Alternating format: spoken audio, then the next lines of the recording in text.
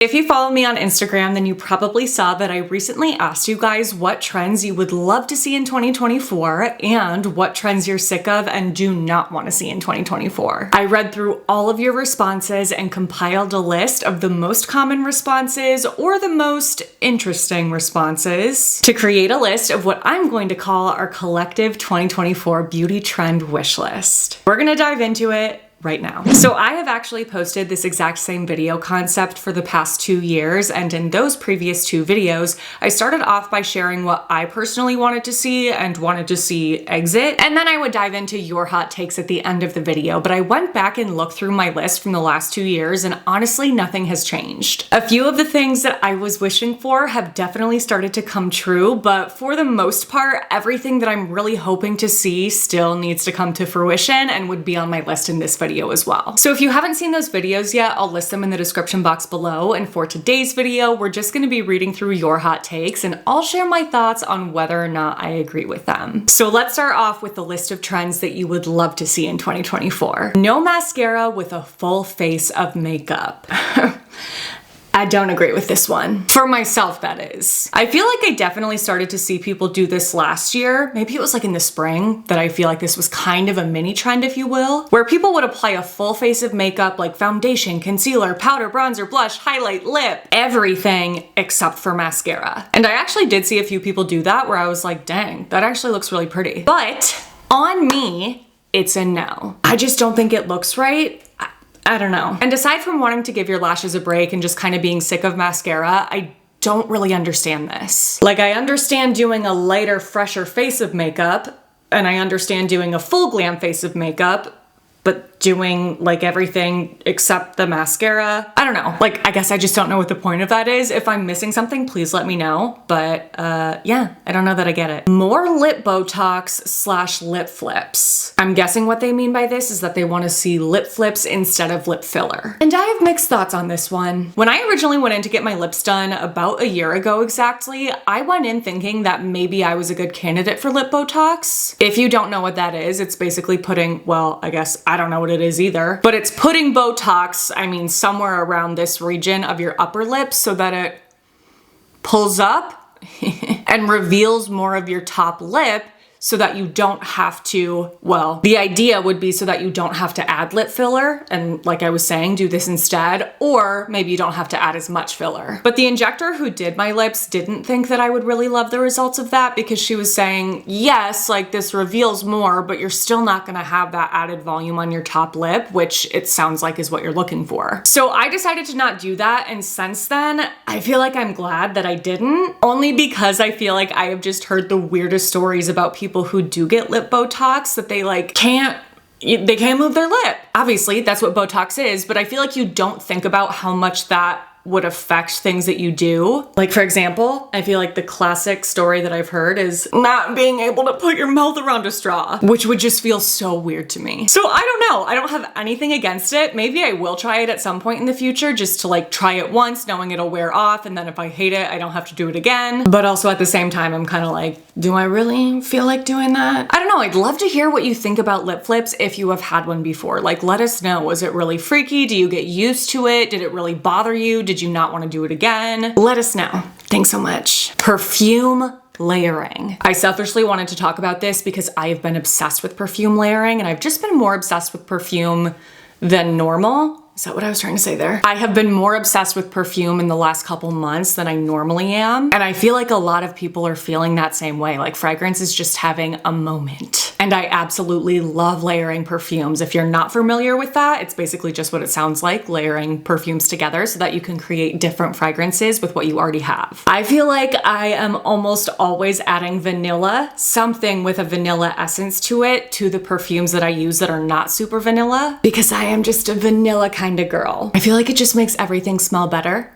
I don't know, but I definitely do want to do a fragrance video soon. I'm thinking I'll do like a winter time fragrance favorites, which will include body care products that smell really nice as well. And then I can do an update for the spring summer. Let me know if you would like to see that. I also selfishly wanted to talk about stained lips and cheeks. A lot of people said lip stains, cheek stains, both cheek and lip stains. And the addiction I have to lip stains right now is so real. I'm wearing one that I recently tested out for the first time. It's from Milani and it's actually amazing. So I'll list that in the description box below. I didn't know how badly I needed lip stains in my life until I started using them. I feel like it's the solution that I was looking for the longest time to make my makeup just look more natural. There's just something about a sheer wash of color on your lip, whether you have gloss over it like I always do, or just lip stain by itself, that looks so much more natural in my opinion compared to a full pigment lipstick. I just didn't realize how much my lipstick by itself was contributing to my entire look looking more makeup heavy. But if you pay attention to the way that these really popular celebrity makeup artists are doing makeup on their clients, I feel like they are almost never swiping a fully pigmented lipstick on their lips and leaving it like that. Like I feel like I often see them blotting a light amount of product on the lip and then maybe topping it with a gloss, a balm, an oil, maybe not. But it always just looks so much more fresh and natural than something that's intensely pigmented. So I am obsessed. I love them. I think they're the best invention ever. And I also love that I can reach for shades that are a little bit bolder and deeper than I ever would have worn in a full pigment formula. Like this one right here would have been too bold for me if it was fully pigmented, but when it's sheer, I love it. Saying that drugstore brands are good, they ain't, LOL. That was a personal attack. Gotta say, I wholeheartedly disagree with this one. I really do. There are just so many incredible products at the drugstore. Whether you're looking for a makeup product, a skincare product, a hair care product, you can find something that's incredible for an affordable price. And no, I don't think that there's one brand at the drugstore where every product that they carry is incredible. There's always products from brands that I just don't love. But with that being said, there usually is always at least something I can find from a brand that I really enjoy. And if I can't, then I can find something from another brand. So there, take that. Science-based solutions. I'm sure, as you could imagine, completely agree with this one, and it actually made me think about something that one of my favorite people on Instagram posted. I've talked about her account a lot. Her name is Helene, and her account is Science Meets Cosmetics. I don't think this is saved in a post on her page, but I do remember reading a story that she posted talking about this and just kind of the broader idea of science-based solutions. And what she was saying is that she really hopes that we start to see less ingredient-focused reviews. I don't know what I'm doing with my hands here. And less marketing and promotion around one single ingredient in a product. And what she wants to see more of in place of that is testing done on the entire formula and really talking about how all of the ingredients work together in a formula. So for example, something that would help to support something like that is a brand doing testing on that product and having that test be what proves the efficacy and what proves their claims. I just love how she posts things like that. It's not only eye-opening as a consumer who's looking to buy beauty products, but it's eye-opening for me as somebody who is constantly testing and reviewing product. Because I can definitely be guilty of that, like really focusing on one ingredient in a product. And don't get me wrong, there are definitely products where like the main purpose is one ingredient. So for example, you know, I'm thinking of a scalp exfoliant where maybe the main star of the show is salicylic acid or glycolic acid. Products like that will always have a place and a purpose in the beauty space, and that's not what she was saying, but she was more so saying like for these products that have all of these great ingredients, let's talk about how they work together. And crazy idea, let's do some testing to prove how they work together so that we can actually see some results. Anyway, you guys know I think she's the best, so make sure you're following her on Instagram. Her account will be listed in my description box below. If you are not following her, big mistake. Huge. Okay, I need to look this up. I have absolutely no idea what this means, but I feel like I might love it. It's called French Girl Beauty. What are you? Unpacking the effortless cool of French girl beauty. Oh man, I will never be effortlessly cool. Okay, according to Vogue, French girl beauty means mostly natural and effortless, achieved with effort. Isn't that kind of like the clean girl look? It's seen as a form of nonchalance. Natural and simple, skincare focused, light makeup, black mascara, eyeliner, cherry creamy blush. Okay, I don't know how this is different from clean girl beauty, and the articles I'm seeing about it are mostly from 2021, so that leads me to believe it's probably very similar. I don't know. If I'm totally missing something, let me know. What I meant before by saying I get it is that I totally understand the appeal of this sort of thing, but also like, why do we have to care if it looks like we put effort into ourselves? Like, not to get super deep with it, but I feel like that has been such a push over the last few years. Like, you have to look as natural as possible, otherwise you're doing something wrong. And I love putting effort into myself well, not every single day. No, I sure don't. But when I do feel like getting ready and doing my hair and my makeup, I love to make it a whole experience. I love the effort behind it. That's what's so therapeutic for me. So I personally don't really care if it looks like I put a lot of effort into my look. I mean, I'm sure part of that is making your makeup look like you're not wearing a ton, and there's definitely a way to do that while still having a look that's a bit more glamorous. And of course, I can appreciate that, and that's something that I want. I don't want my makeup to look heavy and like it's melting off my face. But also I recognize the fact that no one's gonna look at me like this and be like, ah, yes, that is a face that has no makeup on it. Like, come on, obviously I have makeup on. So it's not that I don't agree that this French girl beauty, clean girl beauty, whatever you want to call it, is beautiful, because I absolutely think it is. But as somebody who feels like that just doesn't really look great on them,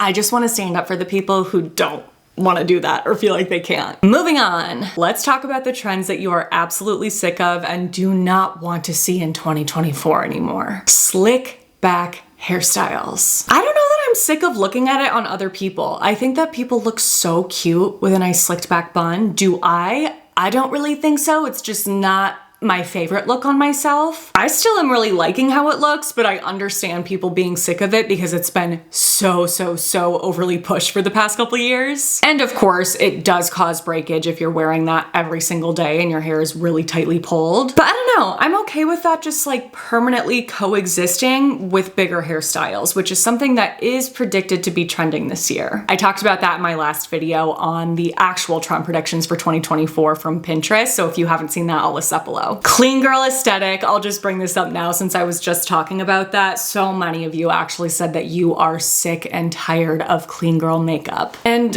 like I said, I get it. I'm guessing that most of you who submitted this are people that feel like you just can't quite pull it off, you know? I don't know what it is about it, but I do it. I do exactly what people do in their videos, like the Hailey Bieber type tutorials, and I look at my face and I'm like, ew. Like, it's just not right on me. So I'm guessing those of you that are sick of this trend feel the same way that I do, and I can relate. White eyeliner. Oh my gosh. This was the year of white eyeliner. Obviously, Alex Earle really started that trend. People were obsessed with the white eyeliner look, and I tried it out a few times, and I just do not think it suits me. I think it's way too bright and bold for my face, because I feel like, I don't know, I feel like my eyes are big enough. Like, I don't think I have massive eyes, that's not what I'm saying, but they're big enough for me to where I don't feel like I need to do anything to make them appear larger, because when I do, I feel like I start to look a little funky, like it's kind of giving this. I don't know, and that's just not really something I'm going for. Something that I do really love though is a creamy, more natural looking eyeliner, something that's kind of a bit more skin toned. I think that that looks beautiful, and it does kind of brighten up your eyes without, for me, looking so stark and harsh. There's one that I have from, oh my gosh, what's it called? Flower Beauty, that I think is great, so I'll list that below if you're interested. I feel like I can relate to this one. Heatless curls, and one person specifically said they only look good from a certain angle. I feel like I didn't realize how wonky heatless curls can look in certain angles. Like if I was just sitting here filming like this, I'd look back at my footage and be like, yeah, I love the way that those heatless curls look. But if I would do, you know, where you hold up a mirror and look in a mirror at the back of your head, I'd be like, oh, that's not quite right. Like I feel like I would almost always notice some sort of something funky going on. And a lot of the times I feel like the ends of my hair just turned out looking really not good. That obviously was not always the case, because I've had heatless styles turn out plenty of times before. But I feel like heatless curls can definitely be a gamble for me, where like I'll just wake up one morning and they're not looking how I want them to look. It doesn't turn out. And it was driving me crazy because I would do that the night before filming, wanting my hair to look really good for filming, and like I'd wake up with one side of my head fully curled and the other completely not. So I've definitely stepped away from heatless curls, not because I don't think that they're great, but because I was just having issues with them on my own hair. It makes me want to make my own heatless curling accessory, because I feel like there's something not perfect about every single one I've tried. And like if I could tweak just a couple things with it, then it would be perfect, and then I would get the result that I want. I don't know. Too much blush and hot pink blush. Let's talk about these together, because hot pink blush was so trendy last year, and also wearing a ton of blush was very trendy. And I feel like last year was also the year of people getting really experimental with where they applied their blush on their face. Under the eyes was super popular, bringing blush like all the way up up here. Basically, blush everywhere was the thing. I feel like I tried a lot of those blush placement trends, and I mean, none of them looked good on me. And I feel like it wasn't the type of thing I noticed until I would look back at footage and be like, oh my God, your blush is up to your lash line. So now I have definitely come back to what I used to do when applying blush, which is just focusing application like here and then diffusing it out, but not going heavy up here or mixing it with my concealer. None of that looks great on me. But don't get me wrong, there's obviously a reason why I tried out those trends, because the person that was doing it on TikTok usually looked amazing with it. Oh, and hot pink blush, before I forget, I am also over it. I was really into it for a hot minute, and then I was really not into it anymore because I realized I just don't think it's super flattering for my skin tone. Laminated, slicked up, fluffy brows. So many of you said this, and I agree. The brows that are like straight up and down, I'm ready for that one to exit. But in terms of fluffier brows that are brushed up a little bit, I still think that that is beautiful on so many people, but again, just not me. And I feel like I have only very recently realized that much more natural, thinner brows just suits my face better. Not that I was ever even able to participate in this trend fully because I do not have brows, but when I would try to do it and for how it would look on me, it just never looked quite right, and that's because I don't think it's a trend that suits my face. And I feel like a lot of people are starting to realize that these trends that go so viral that look amazing on some people are not actually things that look amazing on everybody. Obviously, I mean, I feel like it should go without saying because we all have very different faces, but then again, that's not how trends work. But I feel like for the longest time, this and like all these other trends were things that were making me not love my face, which I'm sure a lot of you can relate to, but I feel like over the summer, I went through this period where I would be scrolling through TikTok and be like, oh my God, like everybody is so beautiful and I don't look like any of these people. And I would try to participate in these trends like fluffy brows and clean girl makeup and all of these other things so that I could achieve that look because they looked amazing, only to feel bummed out when I would look in the mirror after trying these kinds of trends. And I was just talking about this with my friends recently, but I feel like I had this revelation and I was like, the reason why I'm feeling like that is because I don't have that Kardashian look, but there are so many beautiful people in the world that don't have that look either. That type of look has just been shoved down our throats over the last several years. But if you go back in time and look at, I don't know, like models and celebrities and famous people in different generations, the look is so different. And I feel like it just clicked for me one day where I was like, just because your face doesn't look like the face trend that is beautiful right now doesn't mean that you're not beautiful in your own way. That sounds so cheesy, and like I don't mean it like that. There's no way for it to not be cheesy. What made me start to feel better was when I stopped trying to jump on all of these different trends and just focused on things that actually complemented my specific features. And those things are thinner brows that are not brushed up to the heavens, they're not white eyeliner, they're not hot pink blush, they're not blush under my eyes, they're not blush up to here, wherever. Do you know what I mean? I don't know. That might have just been a whole rant that nobody else can relate to, but I'm sure there are other people who have felt the exact same way. Okay, end scene of Big Sister rant. Plastic faces / filler. The amount of people that said this. I remember one person put something like lip filler, sorry, because obviously I've gotten lip filler twice, but that does not offend me. And I do not think, well, it's faded a lot. I don't think that I really fall into the category of what most people are talking about, which is the insane ballooning of people's lips. Lips have just gotten huge. Literally, they are huge. I literally just thought of this as I was sitting here, but one of the things that I was reading about recently in my trichology course is dysmorphia that patients will often experience with hair loss because they will perceive it to be so much worse than it really is. And I feel like that eventually happens to almost everybody who starts to fill their face in some way. Like they just get dysmorphic about it where they feel like they need more and more and more, and the amount that they have or the amount that they used to have is not good enough, and they just don't feel pretty or good about themselves or confident without getting more and making it bigger than it ever was. And boy, is that sad to think about, and does that make some people look like they have balloons for lips. And you guys know I'm not judgmental about work that anyone wants to get done. Like if you want to get plastic surgery, filler, Botox, literally whatever cosmetic procedure you want to get done, that's your business. I don't care, all power to you. But it's definitely interesting to watch how this trend has evolved and what it has quite literally exploded to. Like, oh my gosh. To think it just like all started with Kylie Jenner getting her lips filled one time, and now it's just snowballed out of control. What I also think is really interesting is that for face filler and not necessarily lips, it seems to almost always age people. And like what I immediately think of is anyone on the Real Housewives, any of the shows. Speaking of, I had no idea that there was a new season of Real Housewives of Salt Lake City. And I'm not super into any of the Real Housewives franchises, but that one I've always really loved. I didn't know there was a new season. I just started it. I am already obsessed. It is, oh my God, so funny. And I know that for those of you that have finished it, you're like, girl, just wait. But I'm telling you, if you're somebody who appreciates reality TV but hasn't ever really gotten into Real Housewives, start Salt Lake City because there's only a few seasons to catch up on, and oh my God, these people.